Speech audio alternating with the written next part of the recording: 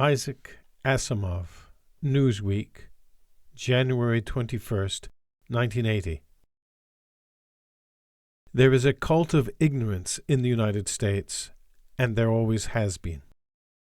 The strain of anti-intellectualism has been a constant thread winding its way through our political and cultural life, nurtured by the false notion that democracy means that my ignorance is just as good as your knowledge. Carl Sagan, The Demon-Haunted World, 1995.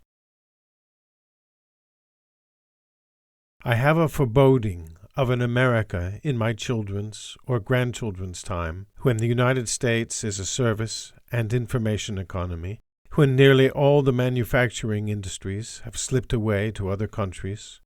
when awesome technological powers are in the hands of a very few, and no one representing the public interest can even grasp the issues, when the people have lost the ability to set their own agendas or knowledgeably question those in authority, when,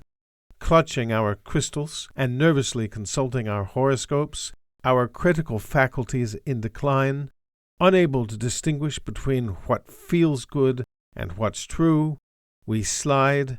almost without noticing, back into superstition and darkness.